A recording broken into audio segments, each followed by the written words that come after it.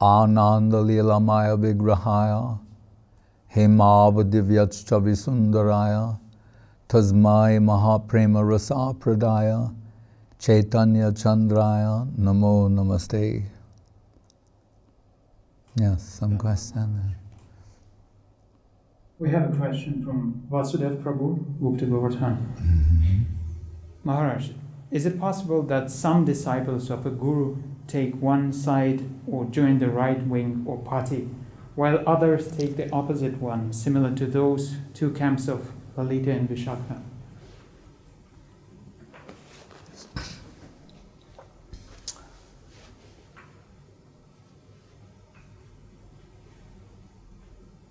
It's possible. But Guru Maharaj's concern is whether or not it's real, meaning based on something real and substantial, not acquired prejudice, acquired tendency. So, real preference can only be acquired through superior association. Right?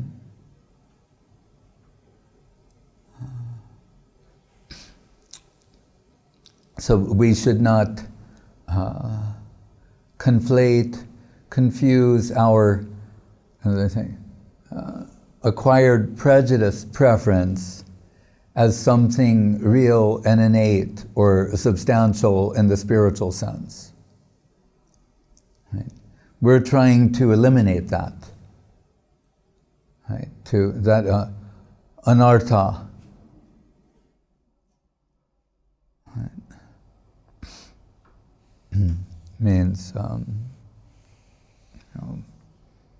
the wrong understanding. Right? So, real preference and increased capacity for proper assessment of things will only be acquired in association and service of the higher Vaishnava, an agent of reality.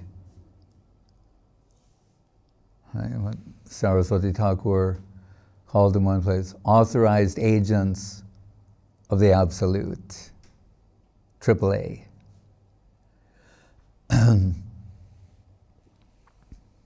We are hearing about the glories of Prahlad Maharaj and Nrsingadev. And so many things can be said and are said. Right? Shastric, the expansiveness of the Shastra is infinite. But Guru Maharaj will say, then what is the gist to get from all of this Shastric advice?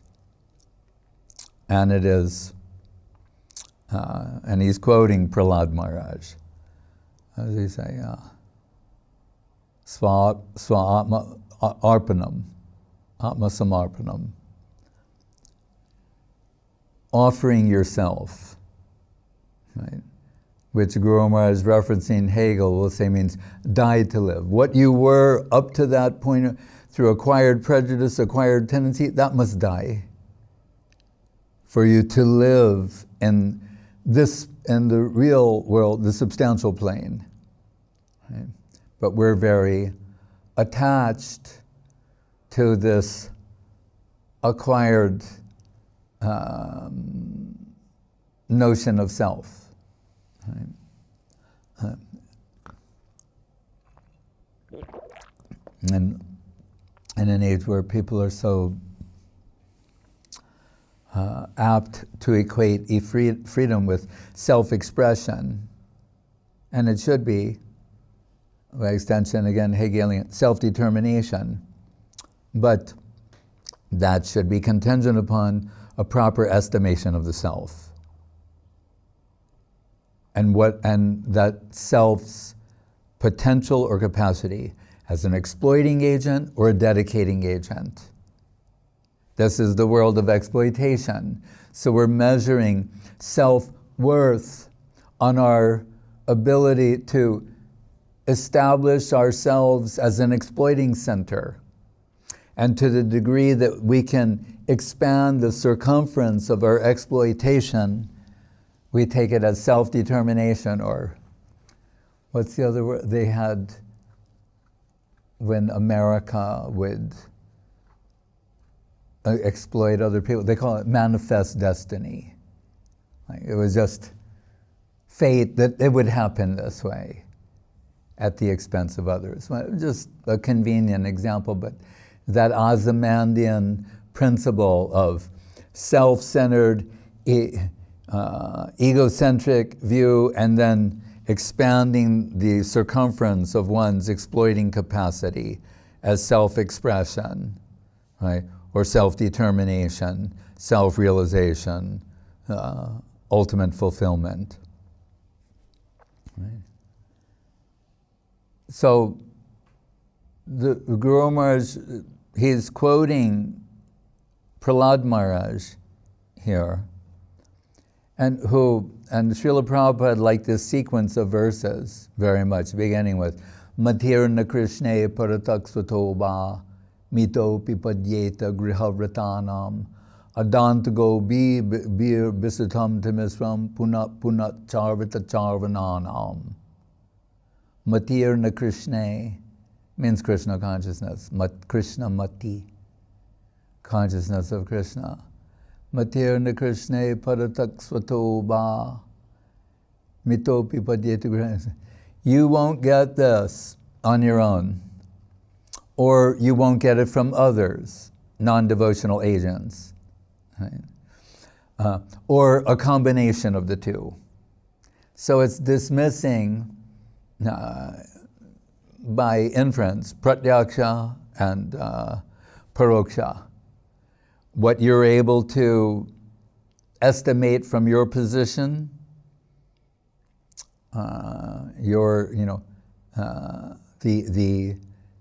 the limits of your sense perception, or the extension of sense perception by linking with the sense perception of others. Right? In a sense, well, not ironically, but apropos, Blake saying, when the doors of perception are cleansed, we will see things as they are infinite. Right? What are the doors of perception? Means the senses, hearing, speech, hearing, seeing, tasting, touching, smelling, feeling, etc. So he's saying, when they're cleansed of what? In Guru Maharaj's words, acquired prejudice, acquired tendency. Right? When it's cleansed, when the senses are cleansed of that sort of way of measuring, assessing value, then we'll see everything as it is, infinite. And I'm extending that by saying, then there must be an aspect of the infinite for each corresponding sense. Srutva gunan bhuvana sundarashan vatam te. Hearing about whom we understand the necessity and the utility and the function of the auditory sense. And from hearing nama rupa guna lila, then the revelation of form, divine form, right? Achintya guna swarup, the inconceivably beautiful form, Shama Sundar. Right? What is that Yang Shama Sundaram Achintya Guna Swarupam, but Premanjana Chorita Bhakti Villa Santak Sadeva Hridaya Shivalo Yang Shama Sundaram Achintya Guna Swarupam. But also I'm thinking of another one. Anyway, so the necessity of the senses, the doors of perception being cleansed. Saying otherwise, Matirna Krishna Paratak Sutaba Griho Bripadyet Grihavratan Mito Pipadyet Grihavratan Adantago Bir Bisama Dantago Bir to miss from.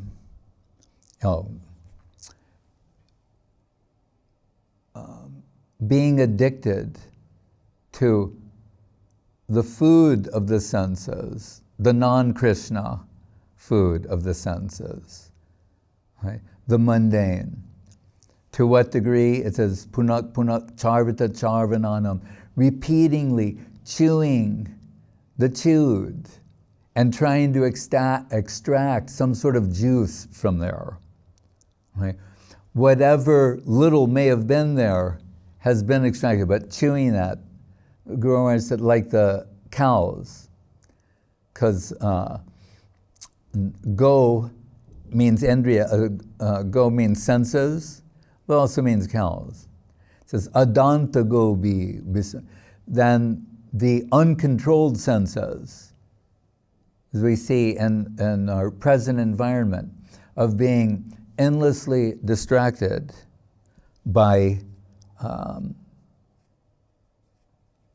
the internet and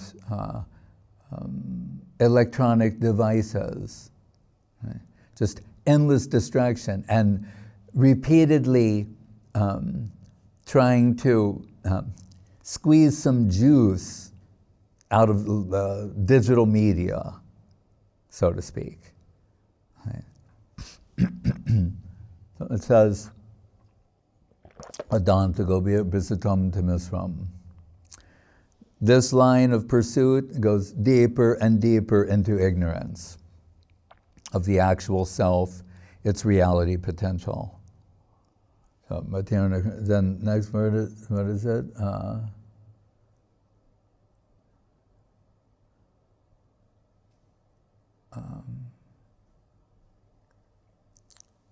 I know what the third one, but the second one, the Tevidu Sartagatim Yivishnu Durasaya Ye Bahirarta Manina.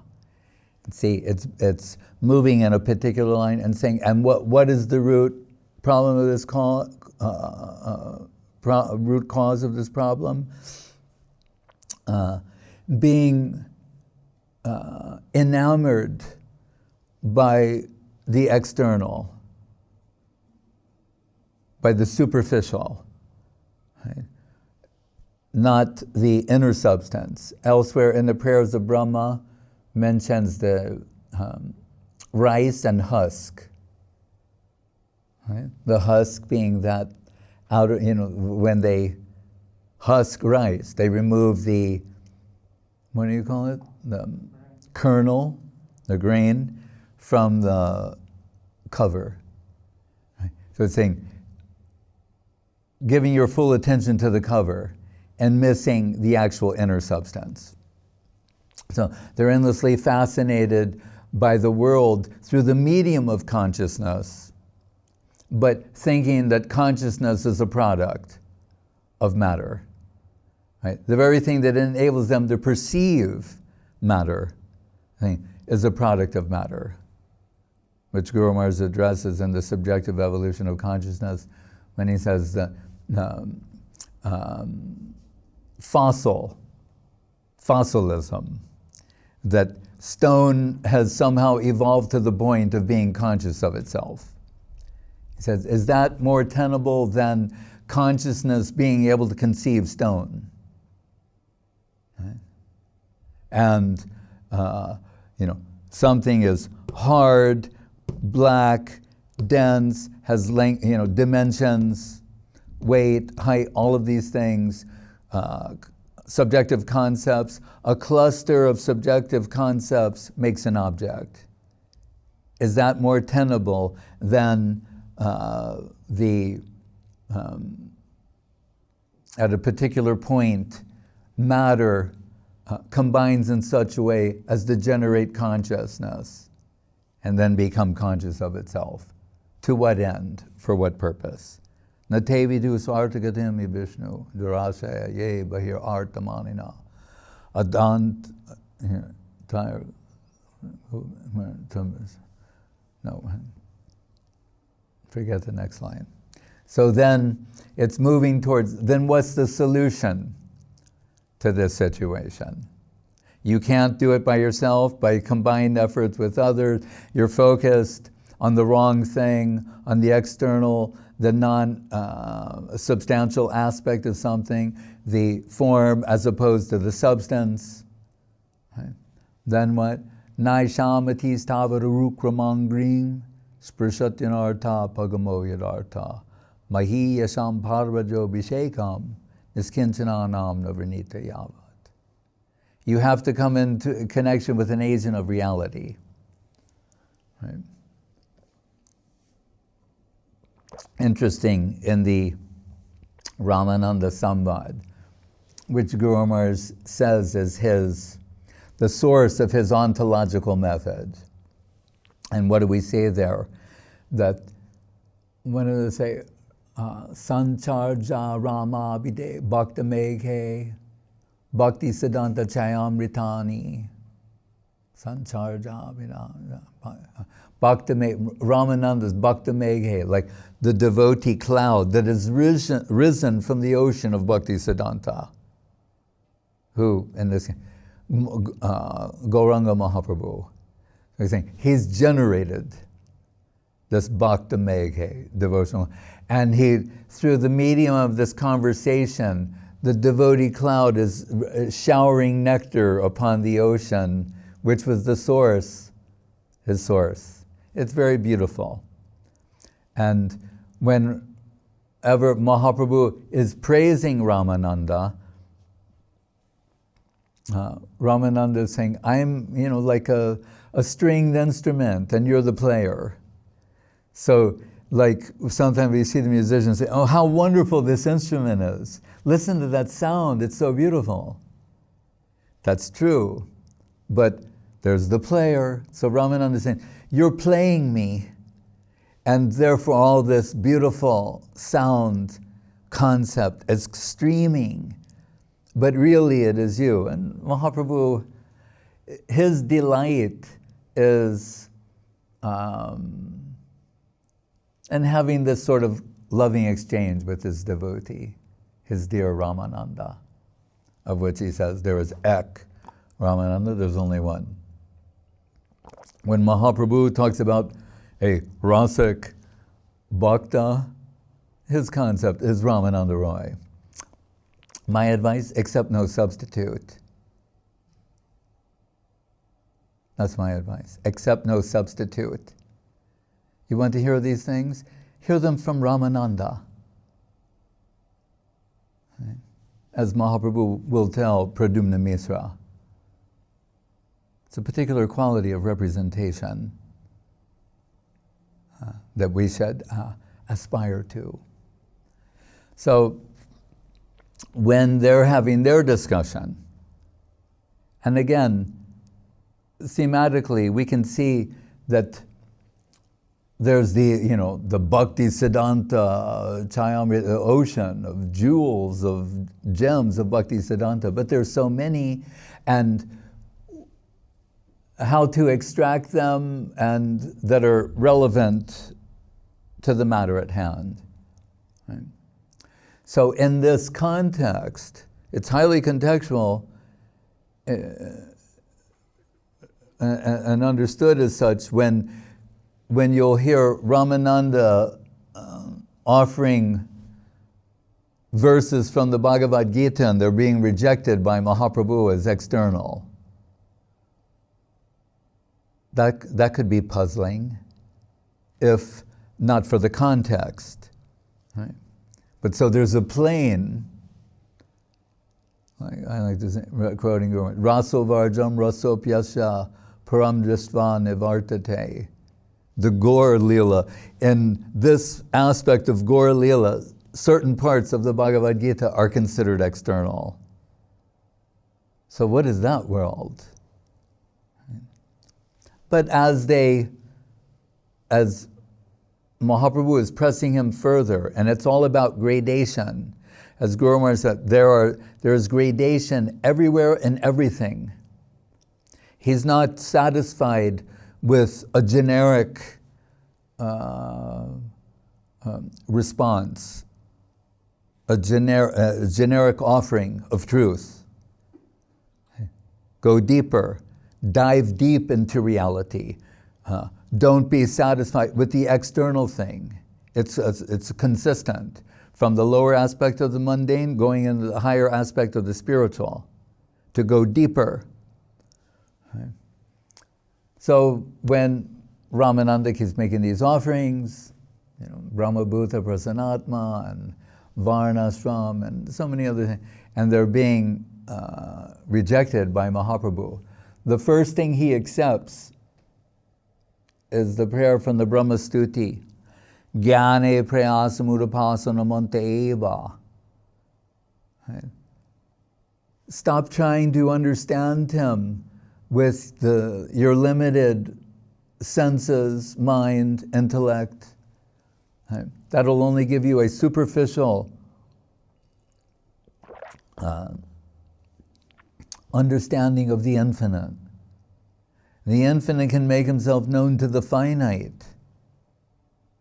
That approach, that requires submission, self-giving, atma samarpanam, to offer yourself, to make, not to taking yourself as a subject and the infinite or divinity is the object of your pursuit, but rather the inverse. There's the subject, super subject, supreme subject, and you're the object. And the subject, super subject, can reveal himself to you. Right? That requires sharanagati, submission, surrender. Bhagavat bhakti tat sarvat iti utsri jibiderapi kainkarjam krishna padaika shrayatam sharanagati. And Guru Maharaj's Prapana Vedamritam is saying, sharanagati, surrender, that'll give you everything. But surrender to whom? And through whom? Right? So when Ramananda quotes this verse, and it says, Jnane prayasamudapasana manta eva, jivanti sanmukharitam bhavadiyavartam, stane stita shrutikatam tanuvan manobir, ye prayaso jita jito piyasi tais trilokyam. Whatever your position is, so a little bit of an allusion to the Varnashram, or Brahma, you're on the door, wherever your position is. And we'll think, does that include like 2020 representations of positions we might be in? Whatever your position is, it's all-inclusive. It speaks to us personally, actually. It appears generic in a sense, but it's more precise on the level of individual interpretation. Saying, whatever your situation is, in time, space, historicity, whatever it may be, begin by hearing from an authorized agent of the Absolute. When you come in connection with that person, Guru Maharaj said, Mahaprabhu is telling Ramananda, that's your first connection with reality. And a reality that is so enchanting and powerful and potent, you're actually finished. The experts will say, once we see this contact point with reality through the agent, Mahat Sevam Dwar Mahur Vimukte, the door's been thrown open to Vaikuntha. This is the only real door, is through a connection with the lotus feet of a genuine devotee. So the experts say, once we see that, today or tomorrow, it will be, it must be. Guru Maharaj compared it once to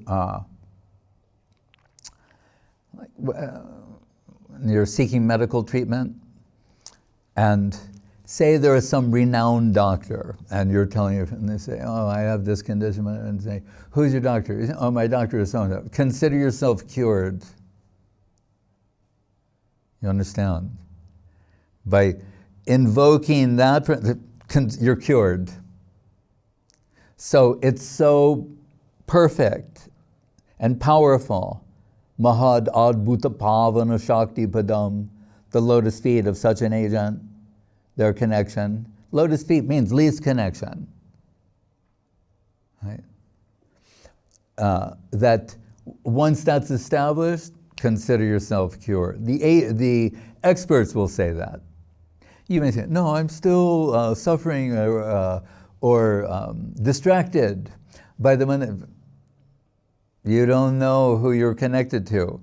So many times, Srila Govinda Maharaj would say to devotees when they might have been a little confused, puzzled, perplexed, he would say, you don't know who Srila Guru Maharaj is and where we're going, where he's taking us.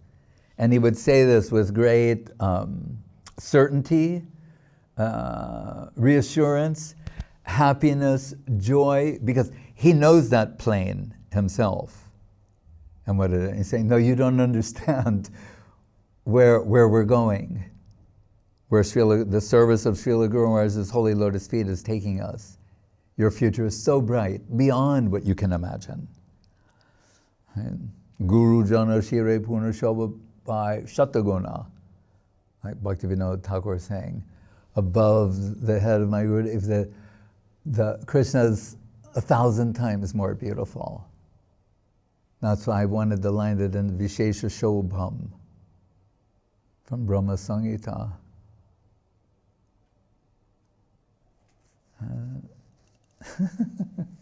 Shobhana Krishna, and the beauty of Krishna.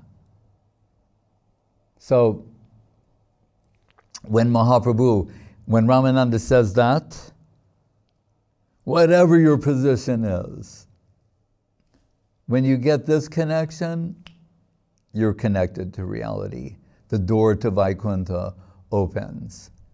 And Mahaprabhu says, Iho hoy, that I accept. Now, age kahoar, go further, go deeper, dive deep into reality. Now that there's a connection with reality, dive deep into reality. But that connection must be is achieved through the agent, Guru Vaishnav. And Guru Maharaj mentions it's consistent with Prahlad and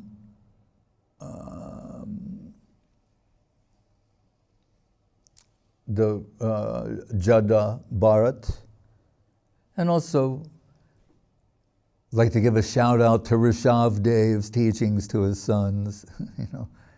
Mahat Sevam Dwar Mahur Vimukte Tamo Dwaram Yoshitam Sangisam. Mahat Sevam Dwar, he's saying the door, because Guru Maharaj keeps saying the door to Vaikuntha. Mahat Sevam Dwar Ahur, the door to liberation opens through Mahat Seva, service to the lotus feet of the devotee. But he says in the case of, it was Maharaj Rahugan, and he wanted to, he was searching for Kapila Dev. And so he has a group of palanquin carriers, right? They're carrying him, you understand, and the kings. And Jada Bharat, who we're told, nutshell, that this great king, Bharata, in the final days of his life, doing some penance and austerity deep in the forest, he developed some affection for a fawn. And at the time of dying, he was thinking about the fawn. Oh, now some animals are going to come, and it's going to be horrible.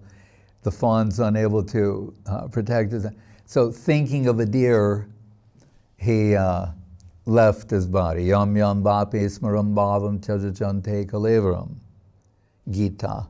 Whatever you're thinking of at the time of that state you will achieve in your next life without fail. Next life becomes a deer. But the will of Krishna, he's a deer who's fully conscious of his past lives. That's interesting.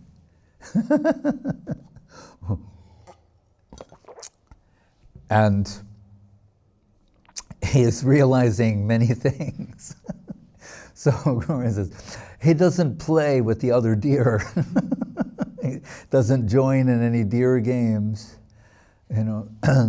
But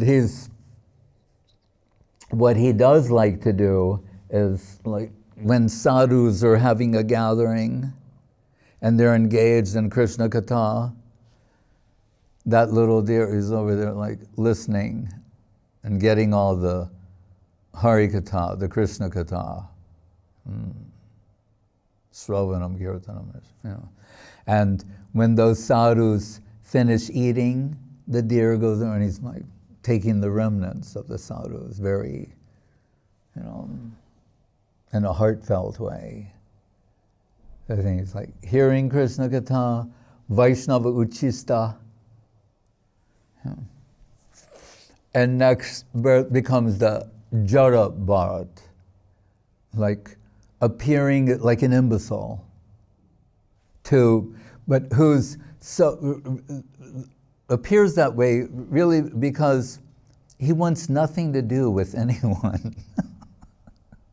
Self-isolation to the extreme. He figured out this whole material civilization is a virus that's out of control. Right? So I'm going to self-isolate from your so-called civilization. Thank you very much. Right? And so it's perceived as madness, of course. Right? What is that line? They're still, with all the Google available, they're not sure who this line comes from, where it says that they were thought to be mad by those who were dancing were thought to be mad by those who could not hear the music. Something like that. Internal music. Shabda Brahman. So that Jadabar, some local people doing cultivation, they use him as a scarecrow. Listen, if you'll just stand here in the field and like when the other, you just scare them away. Okay. But then comes Maharaj Rahugan on the palanquin, and one of the carriers, he got the virus, so they had to take him off rotation. So then they bring in Jadabharat. And as they're going along, Jadabharat, he's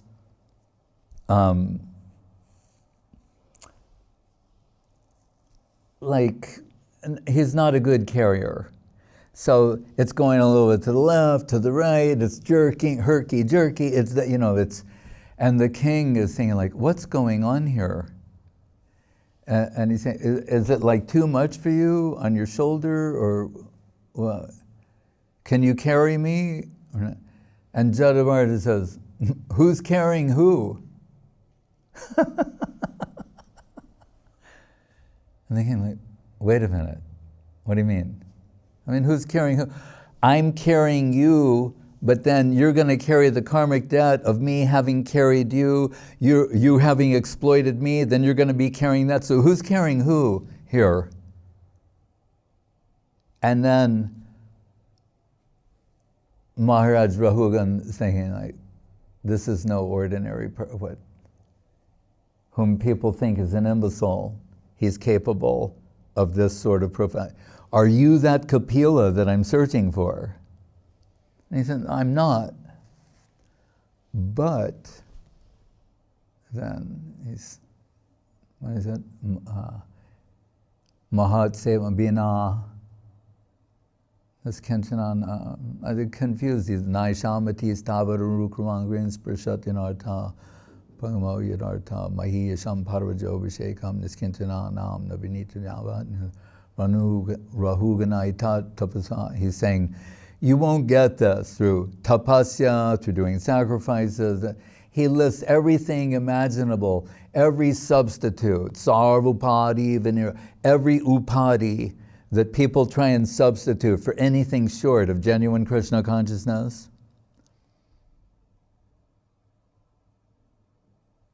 The last line is similar. I can't recall it at this time. Maybe it will come to me. But again, Paravajobhishekam. You have to be bathed in the dust of the lotus feet of an agent of reality, Vaishnava. Right? And again, so we think, what does that mean? We hear repeatedly, the lotus feet, the dust of the lotus feet, being bathed in the dust of the lotus feet. There's that literal sense, and not to how do you say, devalue that. But if that is done without heart, it's a show. Like we've seen on Gurudev's veranda, people who, this sort of culture is known in India, and someone would be on Gurudev's veranda and come and give some dandavats, and then and he'd be sitting, and then when they'd get up, they'd be going like, like they're bathing in the dust, like they're making a show of bathing in the dust.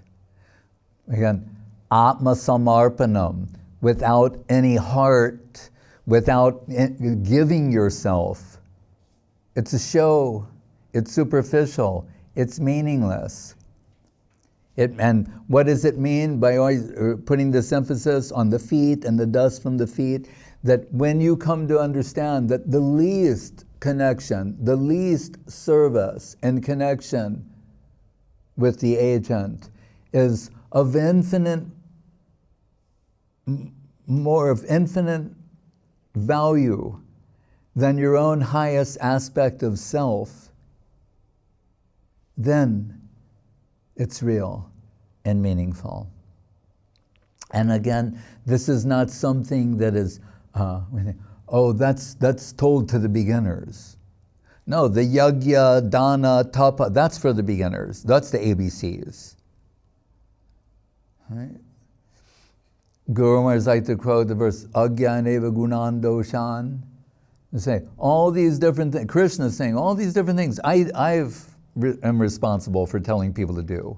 Different religious notions there may be. He's saying, that's for beginners.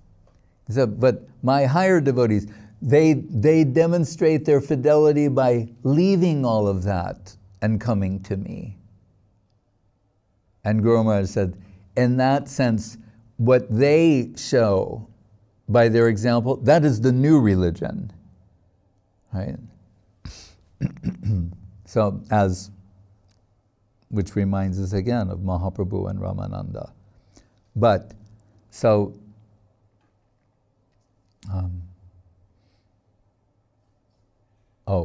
yes. So, not just what is being told to the beginners, right? And something to be left behind in the higher stage, not at all. When Srila Rupa Goswami is glorifying Srimati Radharani in Radhastakam, as I mentioned perhaps recently, that on Lalita Astakam, that the first verse, it's 8, right? The first one will have some extra significance because it's how he's chose to introduce her to us. right? So it's first, foremost, it's like first, literally, and ontologically, and every other way. Primary importance. So it means he's going to tell us, start with something very, very significant in introducing this personality and sharing what he's been able to observe from his devotional heart about the supreme qualifications of this person. So if he selects something to be, it must be super important, right? And critical to proper devotional understanding. So in his Radhastakam, he begins with Hari Paranaka Koti Prishta Parjanta Simha Tatamapi Kalyantim Pranera Bristadoham. What is that? Pramoditam Madhirakshi Bhai Dagda Diga Guru Mapi Guru Kirting Radhikam Archayami. Hari Paranaka Koti Prishta Parjanta. He's saying, so we talk about the lotus feet and we say, having the greatest magnitude of appreciation for the least aspect. That's the way to measure. In the inverse, greatest magnitude of appreciation for the least aspect. Thematically given also in the Lalita Astakam, in the Radha Mukunda Parasarva Garvabindu sloka, and in Prabodhananda's Yasya Kadapi Vasanantala Kelanota. But here, Hari Padanaka. So the lotus feet, they're the least part. But then if you, Gurumars, gradation everywhere and everything, then if we're going to analyze what would be the least part of the lotus feet, the least aspect, would be the nails. So Hari Padanaka means the lotus toenails on the lotus feet of Krishna, that Srimati Radharani considers them infinitely greater than her own highest aspect of self, magnified millions of times. That's the ante up to enter this plane. This sort of vision. Right. Pramodita Madhirakshi by Dagdadika. If you find this vision intoxicating, then you can enter into that plane. Right. And it must be genuine. So she's considering the least aspect of connection with Krishna to be greater than the highest aspect of herself, amplified millions of times. To have a connection with such agents, right, when it talks about coming in connection with reality. And so hearing a drop of Harikata from that plane, again, Radharani,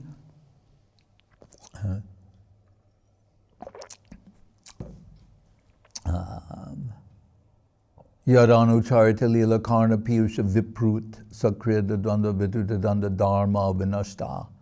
A drop of this divine substance will destroy all aspects of the mundane. That's how powerful it is.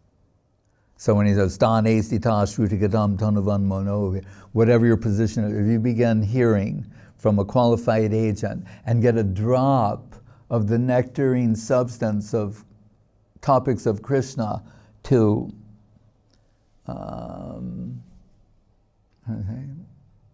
bathe your heart, to Vidyate Hridaya Granti Chidyante Sarvasangshaya.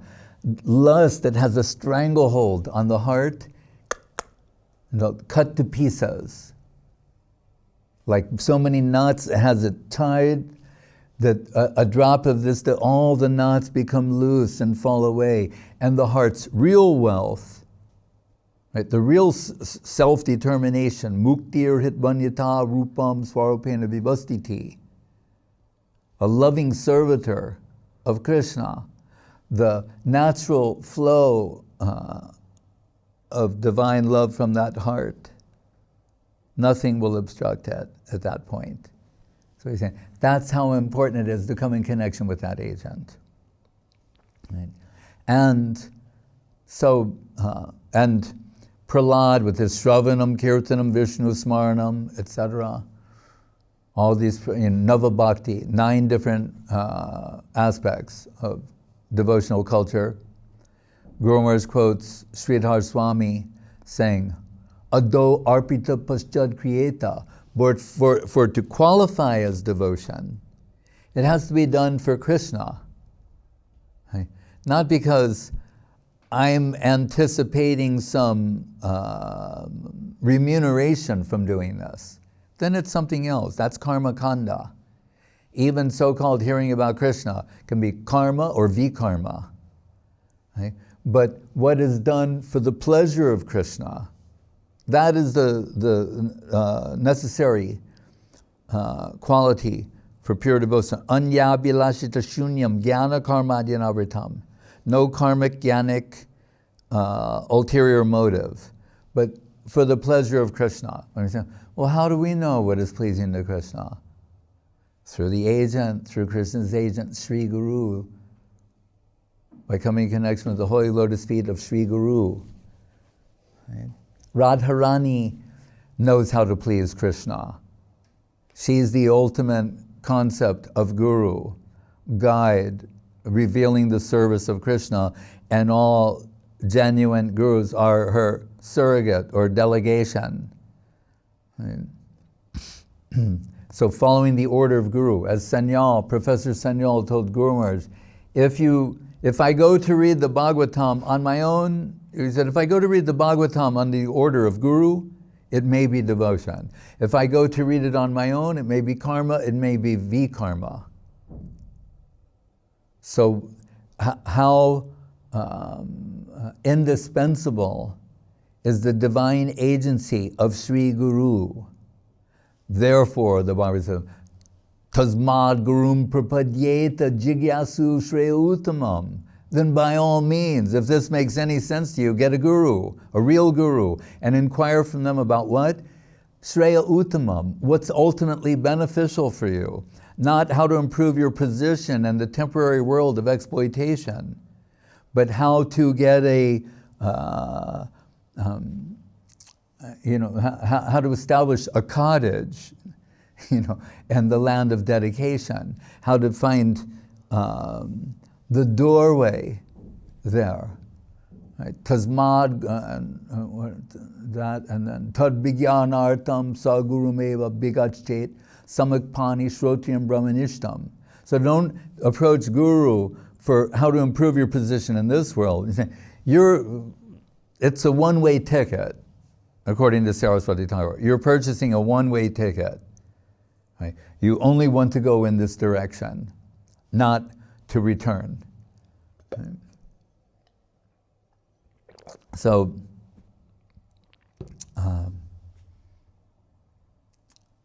then who is that? What are the qualifications of that agent to whom we should submit ourselves to? And then we think of, as mentioned, tomorrow's disappearance day of Ramananda Roy. And Pradyumna Misra, he had the good fortune of a genuine interest to hear Harikata, Krishna Katha. Can't emphasize how important that is. After all the things we just said, right? It's one thing to come in connection with that agent and then serve them, but then to develop some actual affinity for that hearing, a taste. Vasudeva Katha Ruchi. Right? Says early on in the Bhagavatam, Sukadev, Dharmak Swanushtitak Pungsang Visvakshena Katha Suya notpadayed yadiritam srama eva hi kevalam. That whatever you're doing, if the end result of that, and this means within Krishna consciousness, without Krishna consciousness, forget it.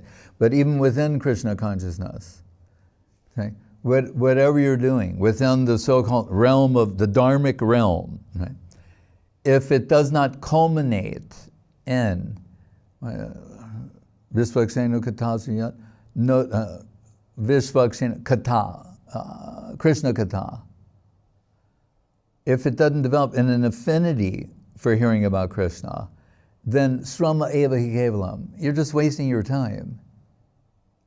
Right?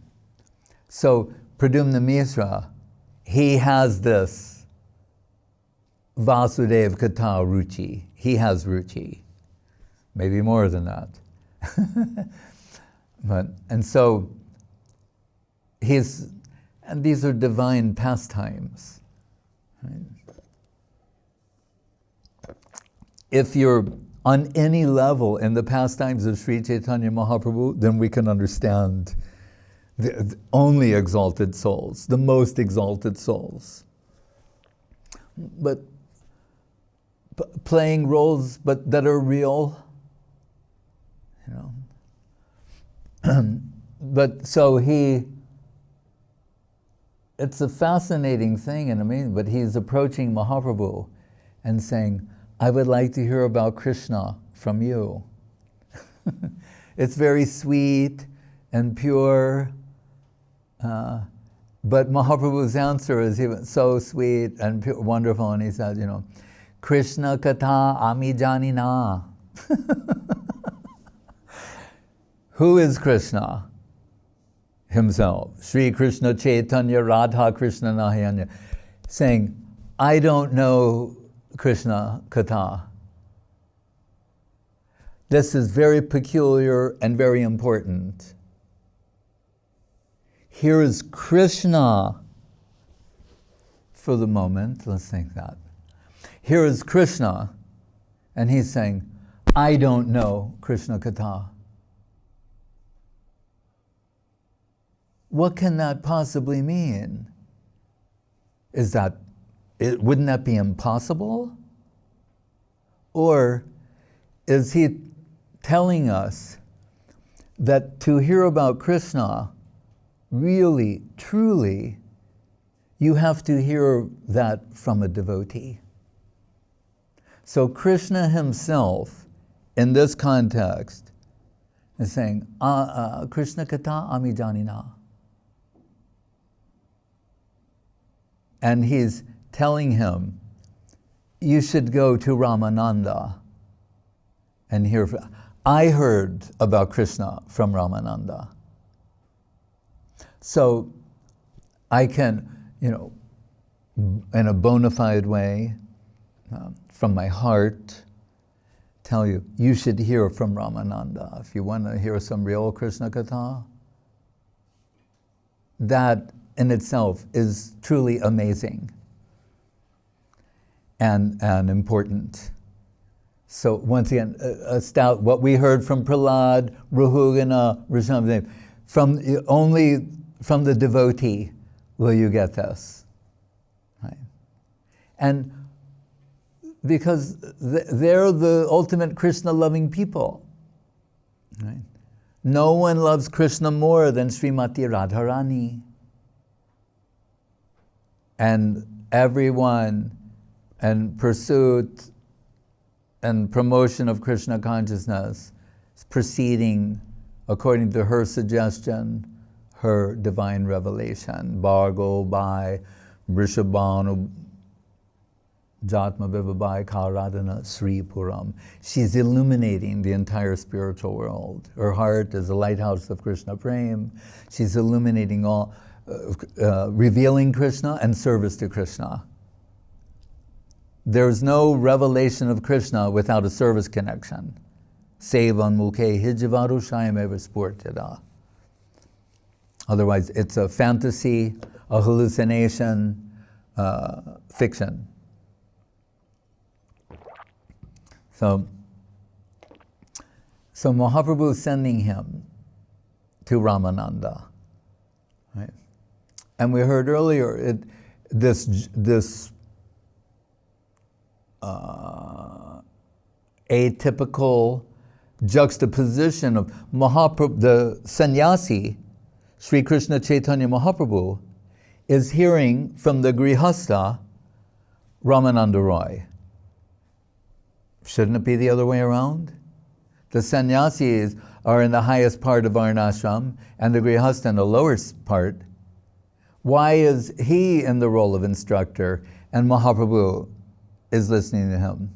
And what do we find there? The verse, Kiba vipra kiba nyasi shudra kene noi, Jai Krishna tattva veta se guru hoy. Krishna veta, who knows the truth? Krishna tattva.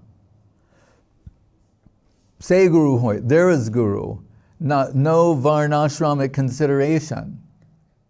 Like in their talk, iho hoy, that's external, go deeper. And who he's hearing from is living proof of what he's talking about. He's rejecting varnashram.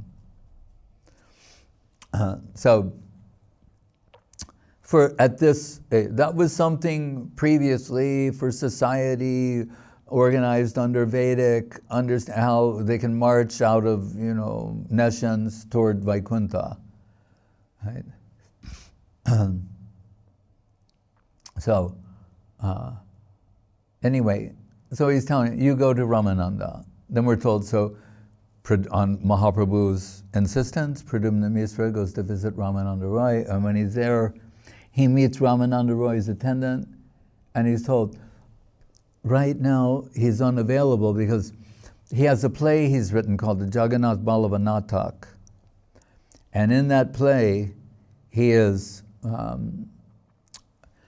the parts of the gopis will be played by Devdasis, which are girls who, from their birth, they were dedicated to the service of Jagannath, to dance for the deity of Jagannath, to perform Gita Govinda and other things. So he's training them for, in his play, when the gopis are expressing different types of ecstatic emotions, he's showing them what their gestures, postures should be, and how they should dance and appear. Like their coach. And part of that is their dancers, they need to be conditioned, so they have to be massaged with oil. He's also doing that. Right? And so hearing that this is the reason he's unavailable, Pradyumna Misra is waiting. Then when Ramananda finishes with his duties, he's saying, I'm sorry, to keep you waiting. How can I serve you? Forgive my aparad. And Pradyumna Misra is saying, no, just having your darshan is sufficient for me. And it's late in the evening, he goes home. Then in his next meeting with Mahaprabhu is saying, so did you hear Krishna Katha from Ramananda?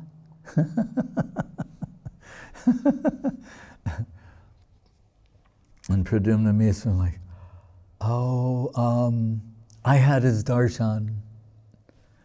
And of course Mahaprabhu, Pradyumna Misra told him the situation.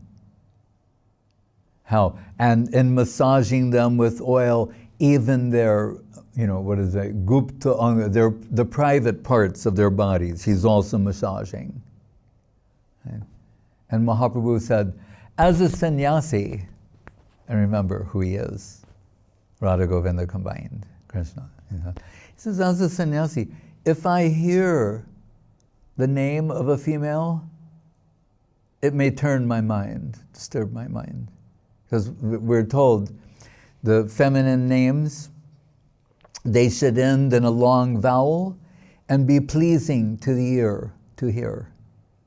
So he's saying, so I even hear a lady's name, it can disturb my mind. And he said, or if I see a statue, the form of a woman, picture, that some mundane reaction may come to me. He's saying, not so Ramananda. He's saying, although he appears to be a man of this world, he said he has a siddhadeha, the perfect spiritual form, and a prakrita deho. He doesn't actually have a mundane form. He's totally spiritual. He's just manifesting a presence in this plane. We're talking about Vishakasaki, right, from Krishna Lila, right? To suggest that Vishakasaki has some mundane interaction with females in this world is unthinkable. Right? So he's saying, and there is Ek Ramananda, which I remind our viewers again, Ek Ramananda, the one and only. Right?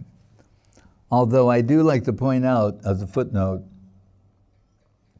that, because I like to say, we should only hear, as Mahaprabhu is telling him, you can only hear this from Ramananda. I heard from him. I am giving you my personal recommendation. And this is underscoring the point, just as we heard, Sukadev, the Dibya Devis didn't cover themselves who were bathing naked in the pond because there was not even a remote trace of male gaze in Sukadev. So he's giving a similar endorsement to Ramananda, saying, and pushing it further. This isn't just, Sukadev walking by Dibya Devis bathing naked. This is Ramananda massaging the private parts of these. It's like pushing you to the extreme, whether or not you can have the faith to believe this.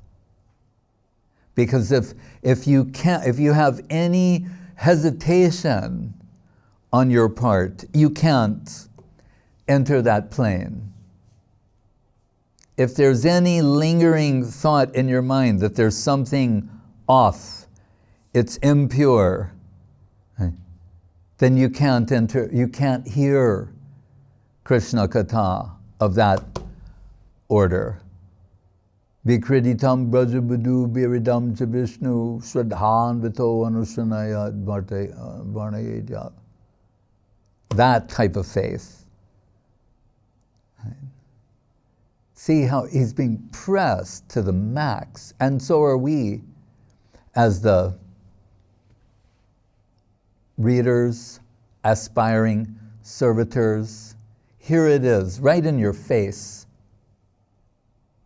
Being told, can you digest this, as Srila Gurudev liked to say?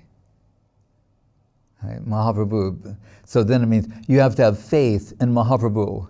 And he's telling you, what appears to me the most objectionable thing is not. What appears to be most disqualifying is not. As Narada told Vyas, Jugupsitam Dharmakrite Anushashita, that religion is the objectionable thing. Then what's the new religion in the 10th canto? Krishna doing what appears to be objectionable things. He's doing what appears to be most objectionable, and that's the new religion. And that's the religion we've all been waiting for, and that's the only religion that will save us from the stranglehold that lust has upon our hearts.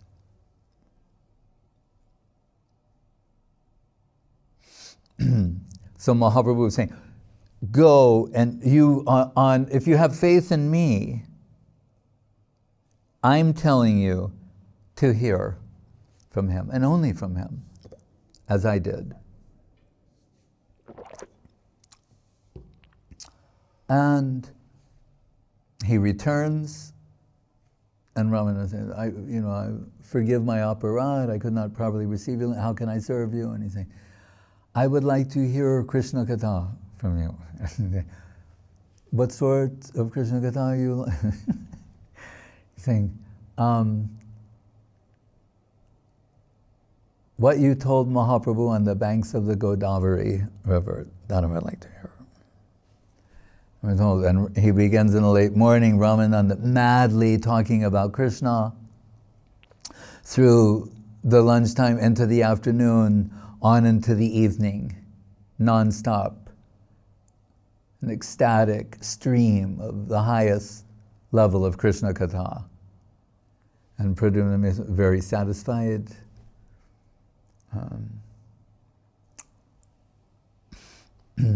So I said, Ek Ramananda, with one addenda, or footnote, or sidebar, that on the banks of the Godavari River, where that divine conversation took place, the Ramananda Sambad, Srila Guru Maharaj and party there, they installed the lotus footprints of Sri Chaitanya Mahaprabhu and established a mat. And Srila Saraswati Thakur, Guru Maharaj's original name was Ramendra Chandra Bhattacharya. At the time of initiation, Harinam and Mantra Dikha, he was given the name Ramendra Sundar. And when Guru Maharaj said, what is this, Rama? And Guru Maharaj said, still ringing in my ears, Saraswati Thakur saying, Raman, Radha, Raman, Radha, Raman. And Madhura Rasa means Krishna, that Rama, Radha, Raman. And Guru Maharaj said, and the divine sound still ringing in my ears, Bhakti Siddhanta Vani. But seeing Guru Maharaj's abject dedication and completely being consumed by the Ramananda Sambad, and most expert in representing that, Ban Maharaj saying that a lecture Guru Maharaj gave there was the greatest lecture ever given of all time, of what he'd heard. And he consider who he'd heard. So Srila Saraswati Thakur, he changed Guru Maharaj's name to Ramananda Das. And you see toward the end of the Premadhamma Stotram, he refers to himself as Ramananda Das. Hare Krishna.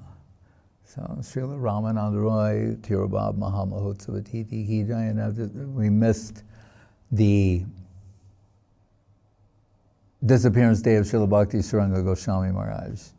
And just to say, so dear disciple of Srila Bhakti Siddhanta Saraswati Thakur, they called him a Prakrita Prabhu because he was in the Nityananda Vangsha line, meaning the so-called descendants of Nityananda Prabhu, who are generally dismissed by Gaudiya Math as being a living representation of divine substance. But Saraswati Thakur called him a Prakrita Prabhu, like he's the real thing. And that also scored points with those when they needed to for Gaudiya Math, that Goswami Maharaj was Nityananda Vangsha. Once someone objected to an edition of the Bhagavatam that a picture of Saraswati Thakur was put in that. This is a long time ago, another context. And their reasoning was that Srimad Bhagavatam is the holy body of Krishna. How can you put anyone there? And I don't know if I can say everything that Goswami Maharaj said. But he said to that man, yeah, I can't say everything that he said. But he was giving examples to what degree, because that person knows who he is. Not to, like, if I will do this, then you will do, like, to what degree they will find him worshipable. And they're, yes, Prabhu, yes. And he's saying, then I'm telling you that Sri Guru is to be seen as the delegation of Srimati Radharani. Kintu Prabhuya Priya Evatasya, Prabhu Priya. Upon closer scrutiny, we see the shift from Guru being seen as Krishna to the one, Prabhu Priya, the one who's most dear to Krishna, which means, there is no one more dear to Krishna than Srimati Radharani. So Guru is seen as Radharani's delegation. So if our Guru Maharaj, as Radharani's delegation, the book Bhagavatam is Krishna, then Radharani with Krishna, then Krishna will be very happy. Do you understand? Yes, Prabhu. Thank you. And Prabhupada, Srila Swami Maharaj, loved Goswami Maharaj so much. And his sister, who Pishima, wanted to be she had Harinam from Saraswati Thakur, wanted second from Guru Maharaj, but he was not yet initiating, so he sent her to Goswami Maharaj, because Goswami Maharaj was a Ritvik for Srila Saraswati Thakur in his lifetime, the Ritvik in his lifetime. So Guru Maharaj felt that's safe. So Pishima, she would cook all these things for him, and he would mix them all together. And then, because he didn't want to be in the mood of enjoyer. So whatever she made, he'd mix it all together, and she'd be like, "Ore Baba," and he would take like that. And how clever he was. Like we're told, Brihaspati Barbella, roughly Thursday afternoon, Guru Maharaj wouldn't do anything other than take Krishna Nam and do internal culture. Told, particularly, don't get involved in any sort of financial transactions, you will incur loss. So that's when Goswami Maharaj would make sure he was out collecting because others will be incurring loss. And when there was one Rani, means queen, who is very devotional, but the king not so much. And they're trying to figure out how can she give some substantial contribution, but he can't really meet with it. It's a very awkward situation. So he goes to the town where she lives, and she puts him up in some hotel and sends her attendant to check on him, to see how the accommodations are. And so the person comes in, Goswami Maharaj, then the queen wants to know, how are your accommodations, if there's anything that you need. And he said, the accommodations are wonderful. And he said, oh, there is one thing I need. He said, I have no pillow. So please tell the queen that I need a pillow. So they take a pillowcase and fill it with money. And that's how they give the donation to him. So it gives us a hint of how brilliant he was, brilliant servitor of Srila Bhakti Siddhanta Saraswati Thakur in so many ways. And beloved godbrother of Guru Maharaj, they'd have their Vishwa Vaishnav Raja Sabha every year. And Guru Maharaj would always, after Gaura Purnima, Guru Maharaj would always be elected the president. And then Guru Maharaj would accept the presidency and then transfer it to Goswami Maharaj, who was like shaker mover. And that, Simhavalokana, he said, we come in here from Srila Sridhar Maharaj to get ontologically aligned. What do the chiropractors do? They adjust people, right? Properly adjust them, like ontological alignment, adjustment, and then we go into our field, but then we stop and we look back to see that we're still going to move from, and make sure, always using him as our reference point, our North Star, so to speak. And every year when he would have his Vyas Puja, Srila Guru Maharaj would be the VIP guest of honor, and everything, all the donations that were given to Goswami Maharaj, he would accept and give to Guru Maharaj before Guru Maharaj would return back to Sri Chaitanya Saraswat Mat. So sometimes Srila Govinda Maharaj, Srila Gurudev would say, "You've heard so many, negative things about the disciples of Srila Saraswati Thakur." He's saying, and not to dismiss that, it has its place, validity, and certain context and cases. He's saying, but I witnessed firsthand how glorious they are, and the type of love and affection they had for one another. And that improved my faith by seeing this loving, affectionate dealing they had, and seeing how glorious they were and how much genuine appreciation they had for one another. Right? Like the dati, pratigranati, guhyamakyati, prachati.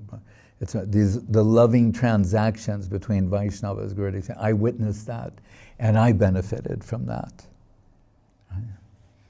Hare Krishna, Jai Srila Bhakti Sudhir Goswami Maharaj ki Jai, Srila Ramananda Tirobhav Mahotsab ki Jai, Jai Nrsingadev Jai Prahlad Maharaj, Jai Mahi Rasho Bhadavajo Vichekam Niskintananam Navarinita Yavat.